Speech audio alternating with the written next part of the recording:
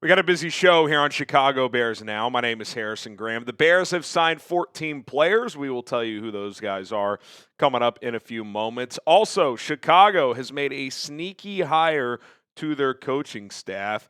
And there's more NFC North news to discuss as we have updates really on all four teams in the division. So we'll touch on all of it here on today's show. Let's wrap up a Tuesday with some news.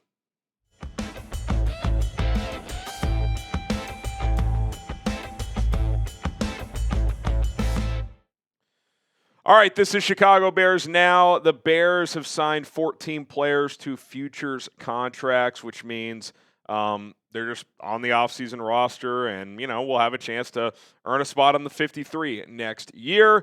And just a reminder, now that we are in offseason mode, that NFL rosters expand to 90 players in the offseason. So, when every team season ends, you see a lot of these players signed. Usually it's players that were on your practice squad or maybe on another practice squad or something like that.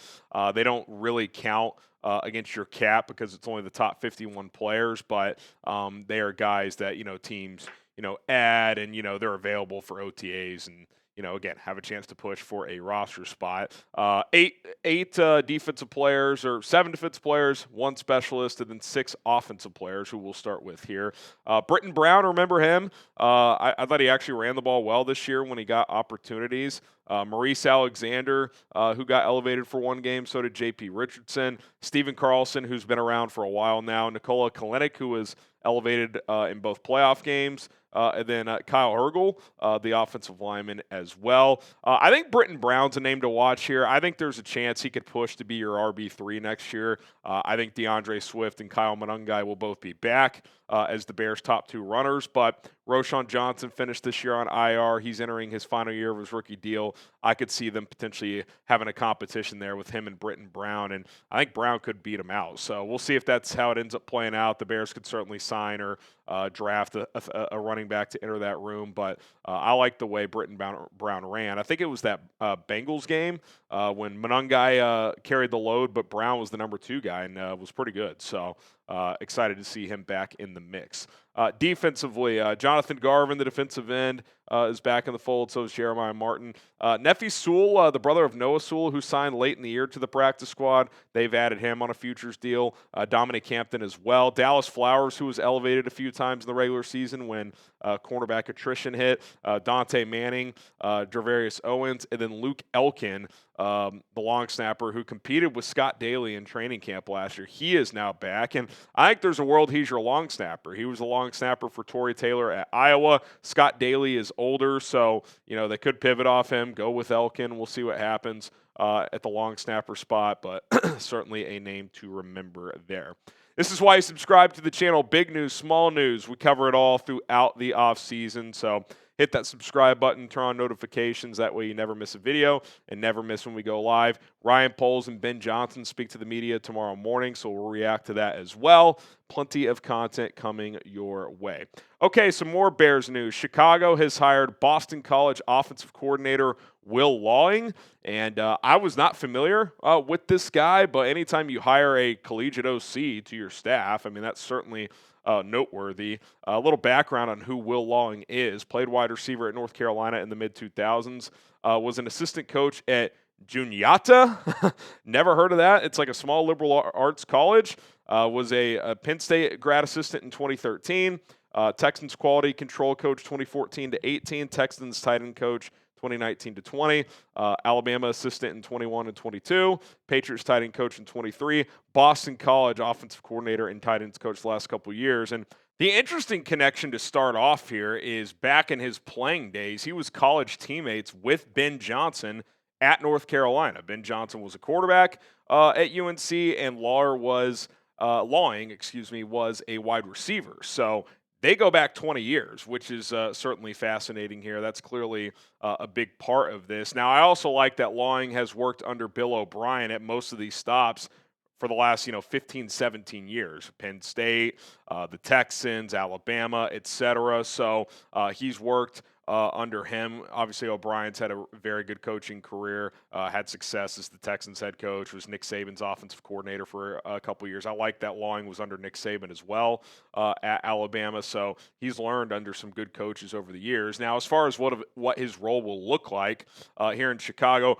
that sounds like it's to be determined. Now, the running backs coach is open with Bieniemy to Kansas City. We'll talk more about that here in a little bit, so maybe that could be a fit. If Antoine Randall were to get an OC job elsewhere or something like that, could he be the receivers coach as a former receiver? Certainly on the table. Could just be a quality control coach or assistant receivers or something like that. Don't think he'll be the tight end coach because Jim Dre holds that role, and I don't think he's going anywhere, especially with how the Bears tight ends performed this year.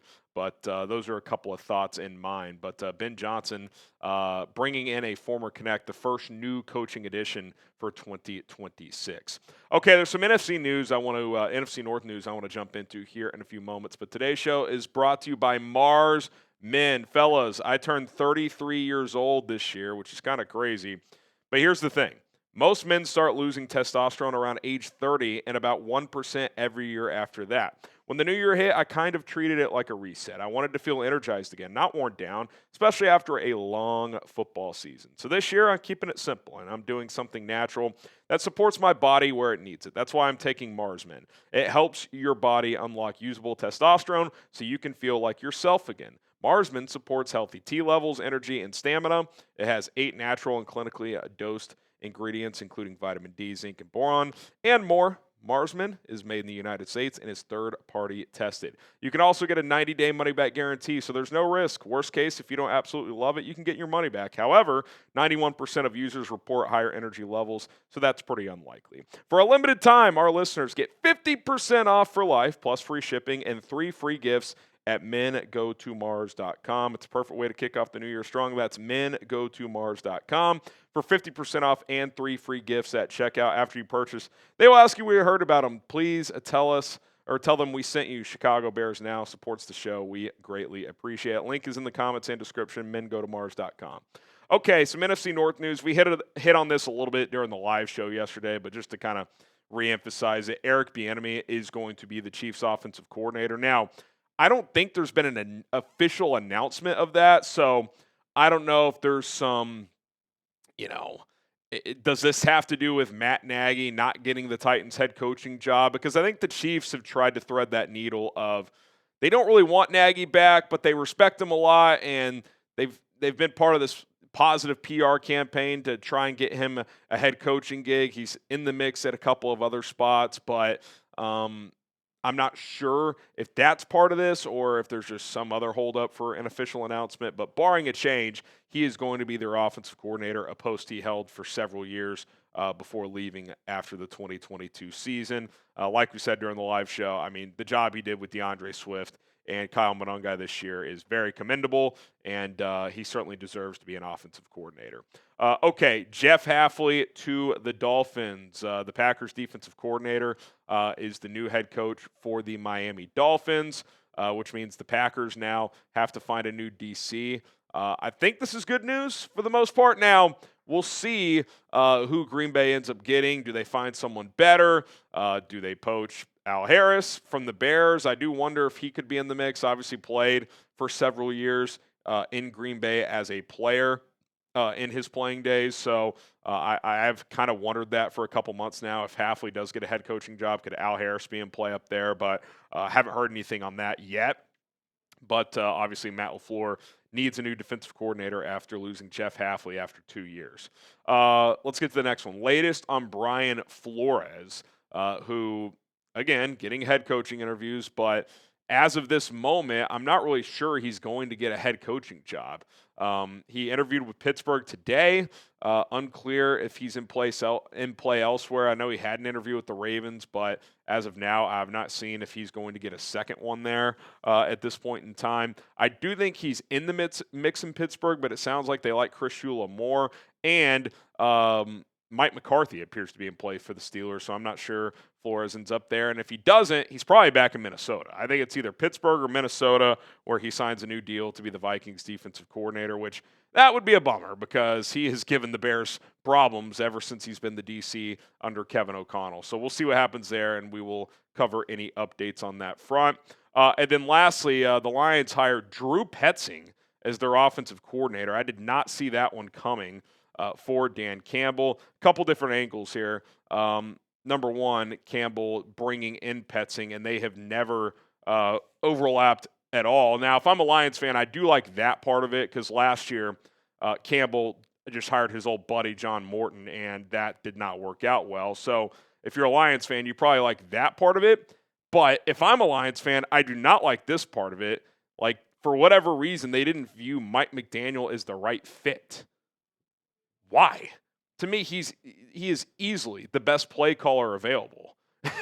Like, I don't think Drew Petzing stinks, but like Mike McDaniel or Drew Petzing, I know who I would be more concerned with as a Bears fan and content creator, Mike McDaniel. So to go Drew Petzing over Mike McDaniel because Mike McDaniel isn't the right fit, I don't know what the thought is there. Now, this is even weirder, in my opinion. Drew Petzing was in Ben Johnson's wedding, and so Dan Campbell, who doesn't really know Drew Petzing, hires Drew Petzing, who is tight with Ben Johnson. So it's just like, are you trying to like find this like weird angle to bring in Ben Johnson's buddy? I don't really know what's going on there. It feels bizarre to me. I'll say this. If this doesn't work out, does Dan Campbell enter the hot seat soon? I know he's turned around the Lions, but like it didn't go great this year. He had to take play calling from John Morton. If Petzing's not the answer, is he going to get a third crack at an OC hire in 3 years? I do think Petzing will be better than John Morton. He's done some good run game stuff with Arizona. And look, Kyler Murray has his limitations. Jacoby Brissett is, a bridge guy. Clearly, he's going to have more talent to work with. I'm not sitting here acting like the Lions aren't going to be a factor. But if you could have gotten Mike McDaniel, why would you have not hired Mike McDaniel? I don't really understand that one. So we'll see if that pays off for Detroit or not. But from a Bears angle, I'm much happier that they hired Drew Petzing than Mike McDaniel because the idea of McDaniel in Detroit with those weapons was going to have me a little concerned. Okay, who wins the NFC North next year? Type CHI for the Bears. If they repeat, type DET for the Lions, FGB for the Packers, or MIN for the Vikings. I think it's going to be a tough-ass division again. So going to be very, very interesting. Hopefully the Bears can go back-to-back. All right, that's going to do it for this Chicago Bears Now episode. Some news for you guys. Again, Poles and Johnson are going to talk to the media tomorrow morning. So going to try and have a video out shortly after that. So hit that subscribe button, turn on notifications, and do not miss out. My name is Harrison Graham. Bear down.